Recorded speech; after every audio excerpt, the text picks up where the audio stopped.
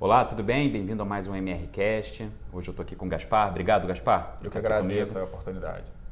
Gaspar, ele é conselheiro de empresas, ele é empresário também, fundador da GC Experts, uma empresa na área de gestão empresarial, uma consultoria, né? Isso, na área de gestão correto. empresarial, e é sócio da Celint, que é também uma empresa que olha mais para a área de governança corporativa, correto? Perfeito. A gente forma tanto conselheiros como implementa a governança corporativa nas empresas. Tá ótimo. E o nosso assunto hoje é justamente conselho de empresas, né? E a minha primeira pergunta para você é o seguinte: só grande empresa ou empresas listadas que devem ter um conselho de empresas, um conselho de administração? Excelente pergunta, Marcelo. As pessoas acham realmente que o conselho de administração é só para empresas abertas, né, que estão na Bolsa de Valores. E ao contrário, toda e qualquer empresa, o ideal é que ela tivesse um conselho para orientar no seu planejamento estratégico, no desenvolvimento da sua empresa de forma perene e sustentável. É lógico que as atribuições são diferentes. Uma companhia aberta, ela tem um conselho de administração, que ela é mais legalista e formalista, é regulado pela CVM, pela B3. E as empresas de capital fechado, ou seja, que não têm ações na bolsa, elas podem formar um conselho consultivo, né, que é diferente das atribuições de administração, mas também orienta e ajuda a companhia a buscar sua sustentabilidade e sua perenidade, né? Ajuda no planejamento estratégico, ajuda em buscar novas tecnologias para ela, olhar o mercado, olhar sempre para frente, o futuro e antecipar essas ações para que o empresário possa desenvolver sua empresa rumo a essa nova realidade. Na verdade, o Gaspar, assim como eu, a gente também investe em startup, né? Sim, e verdade. algumas startups, inclusive, elas têm esse conselho consultivo, né? Isso. E aí a importância também para as startups, né? Com certeza, né? O conselho, ele vem para a companhia para dar governo, né? Ou seja, de forma a estruturar melhor a empresa para que ela possa olhar de forma mais holística, mais abrangente o negócio em si, né? Geralmente o gestor, o executivo, ele está olhando para dentro e olha a execução do negócio. O conselho, ele olha para frente, olha para o futuro e ajuda a empresa a construir essa estrada. E a startup, sem dúvida, ela precisa muito disso, porque geralmente o fundador da startup, ele conhece muito do seu produto ou serviço que ele quer oferecer, mas ele não conhece uma série de necessidades que tem do empresário, que é de gerir, que é de fazer um plano, metas e tudo mais. E o conselho ajuda nisso. É a diferença, né? Às vezes é por isso que se chama consultivo, né? Exatamente. É quase que você dando uma consultoria, você dentro da empresa ajudando, no caso das startups, obviamente, né? A que a empresa possa se estruturar para ter um futuro, digamos assim, mais promissor. Exatamente. A gente não gosta muito do nome de consultoria porque eles confundem, né? A gente dá mais uma assessoria, uma orientação para o empresário. E é lógico, né? A gente pode também ter um modelo deliberativo. O conselho, mesmo consultivo, ele pode ter uma alçada pré-determinada, alinhada com o empresário, e ele pode aprovar questões até para dar agilidade e velocidade nas decisões da empresa. Senão você centraliza demais numa única pessoa e vira gargalo. E, Gaspar, se você tem hoje, por exemplo, vamos falar primeiro das empresas menores, Claro. né? Que nem uma startup, tem um número ideal de consultores, de conselheiros? Então, a gente sempre tenta trabalhar com um número ímpar, né, para não ter empate, né, e não deixar o dono, ou o chairman, ou o presidente como veto Minerva. E a gente sempre procura um número mínimo de 3 conselheiros. Né? Geralmente, né, o sócio o fundador é um dos participantes do board no primeiro momento, e outro investidor e depois um conselheiro independente. Esse seria uma formatação mínima ideal para uma startup. Com empresa de capital fechado, familiar, é a mesma coisa. Geralmente, o dono da empresa também é o presidente, ele participa do conselho e contrata mais 2 conselheiros independentes com alguma experiência que possa agregar à necessidade da empresa. Não é um modelo ideal, principalmente de companhia aberta, que a gente sempre fala que o presidente da empresa não deve compor o conselho, ter uma segregação de função. Mas empresas menores a gente não pode, tem que adaptar o modelo às necessidades, ao tamanho e ao capital dela. Se a gente olhar, né, Gaspar, então assim, acho que foi interessante que a gente falar que o conselho não é só para empresa grande, Perfeito. né? A gente está falando também para startups, Para empresas startups, pequenas, empresas fechadas, familiares. como que é importante ter isso, né? A gente falou também um pouquinho aqui do número de pessoas mínimo ideal e como que geralmente você faz, né? E aí uma pergunta, eu queria falar um pouquinho mais agora da preparação do conselheiro, né? Quando a gente olha aí, conselho não é uma coisa nova, Não, absolutamente. certo? Mas ganhou muito, digamos assim, voga, né, até nos últimos anos por causa de governança e assim. Principalmente depois dos escândalos de fraude que aconteceram nos Estados Unidos, né? Isso, Aí veio a lei Sarbanes-Oxley na década de 90 E aí vem desenvolvendo, né, para separar o conflito, que eles chamam de conflito de agência. Os interesses do executivo, que geralmente é de curto prazo, e do acionista, que é de longo prazo. Muitas vezes, porque no Brasil a gente está muito acostumado a ver o dono, né, nas empresas. Nos Estados Unidos você não tem o dono. São corporations, que a gente chama, exatamente. E aí a pergunta que eu quero te fazer é o seguinte: com tanta coisa mudando, digitalização, o próprio ESG que a gente acabou de falar agora, né? Como que o conselho, né, o conselheiro, ele consegue estar atualizado? Porque é muita coisa nova, principalmente quando a gente fala de redes sociais, aquele comitê de crise que antes você tinha até um tempo para preparar, hoje você está resolvendo uma crise e você já está em outra. Como é que o conselheiro ele consegue estar se atualizando? O que ele deveria ser, né? Você já é aí uma pessoa que já está aí como conselheiro há um tempo, né? Como que o conselheiro consegue se atualizar? É um grande desafio. Então a gente sempre fala que o conselheiro ele deve seguir o lifelong learning, né? Ou seja, ele tem que estar sempre estudando e se atualizando. Não tem como, o mundo está cada vez mais complexo e mais veloz, e a gente tem que tentar acompanhar isso. Então o ideal é que ele tenha sempre buscando essa formação, lendo muito, né?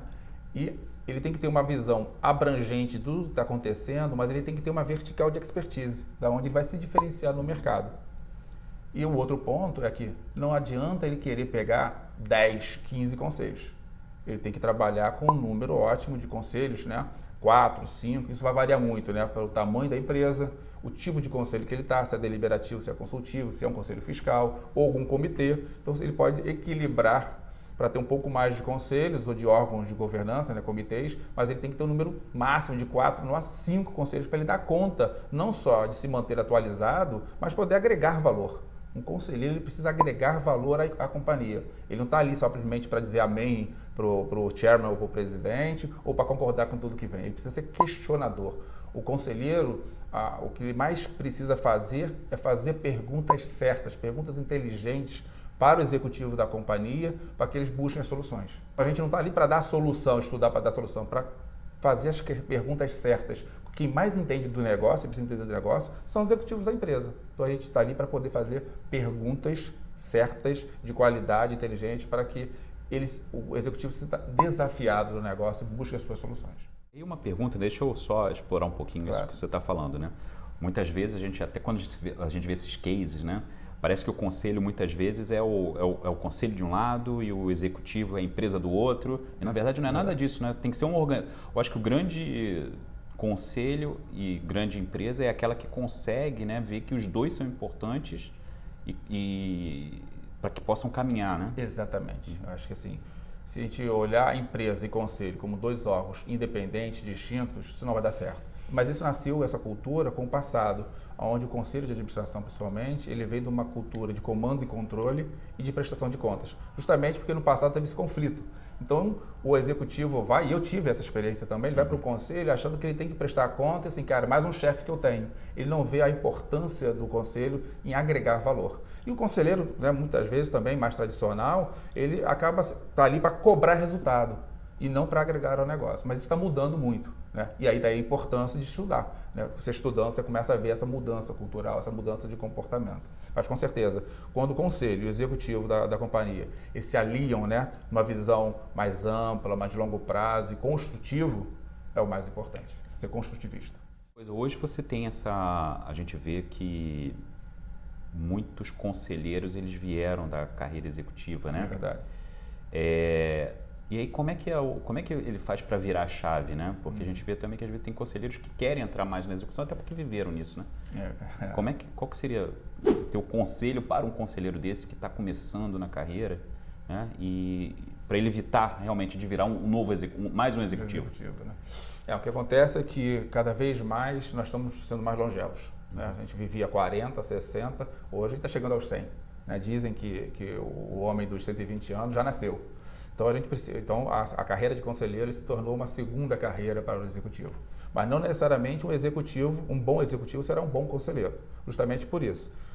Geralmente o executivo ele tem um único conhecimento específico da área dele e ele está acostumado a executar, por isso tem o nome executivo, né? Ele toca um negócio, ele opera. Um conselheiro ele tem que ser mais estratégico, ele precisa ser, né, muito mais pensador, questionador e ter uma visão muito holística do negócio, e não só do seu negócio, mas do ecossistema como um todo, né? Muitas vezes um concorrente vem de um mercado totalmente diferente do seu. A Amazon foi assim, né? Ninguém sabia a Amazon como uma empresa que ia acabar quase, ou mudar pelo menos a indústria de livraria, de editoração.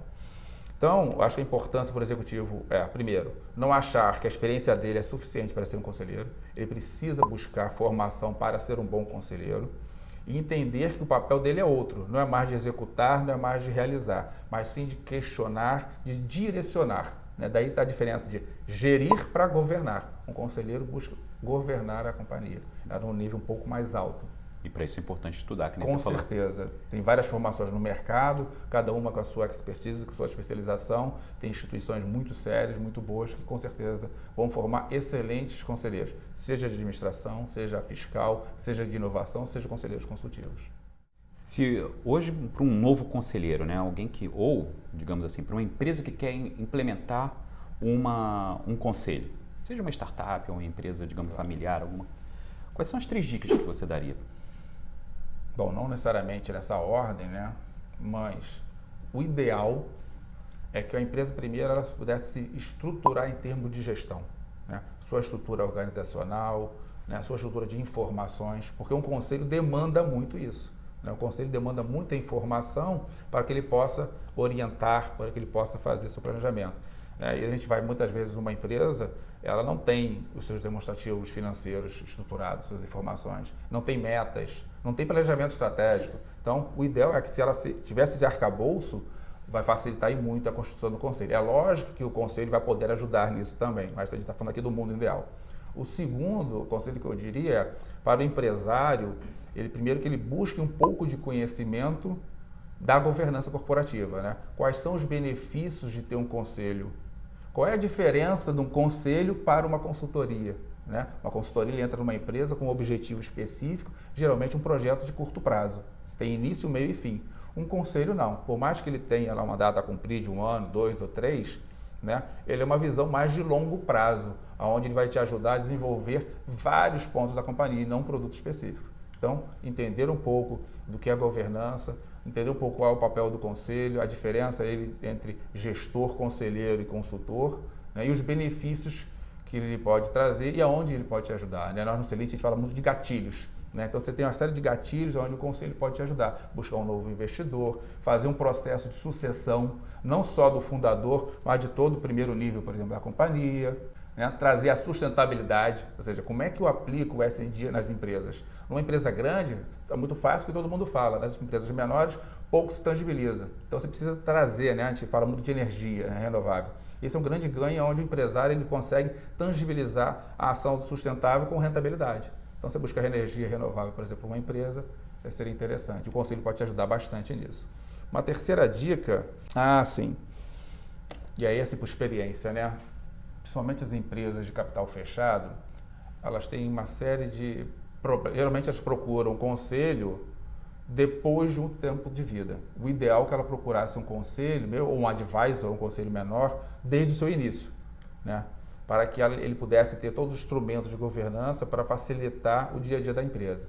Então, assim, se isso não aconteceu, antes de buscar um conselho, busque antes solucionar suas questões societárias, né? Os problemas entre sócios, problemas entre o fundador e a família, né? E para isso existe inclusive uma entidade chamada Conselho de Família, que é diferente do Conselho Consultivo, né? O Conselho de Família ele vai atender a necessidade da família, seja a família atuante ou não na companhia.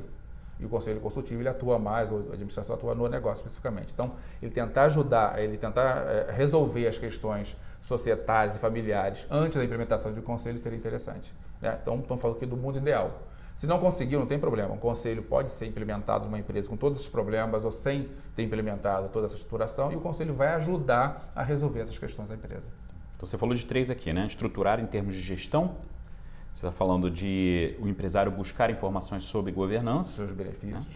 E você ter um conselho o mais cedo possível, né? Exatamente. Isso ajuda bastante no longo prazo, né? É porque as pessoas geralmente elas só resolvem alguma coisa depois de um problema. Né? A ideia aqui é antecipar as questões. E para a gente terminar aqui, Gaspar, já agradecendo o teu tempo, qual que é uma frase que te inspira?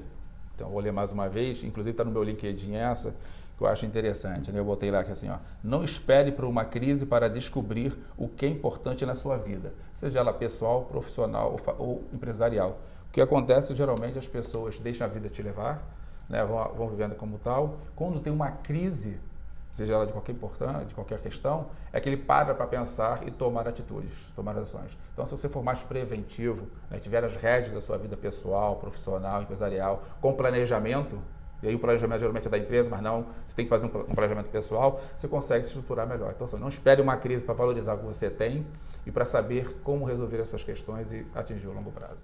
Tá ótimo, Gaspar. Te agradeço demais aí pelo teu tempo. Eu que agradeço. Prazer te ver novamente. Muito obrigado. E pessoal, a gente chega aqui ao final desse MRCast. As informações, né, vão estar aí nas nossas legendas, etc. Tanto as nossas quanto o do Gaspar, né, da GC e da Celint. E espero vocês até nosso próximo MRCast. Muito obrigado, hein?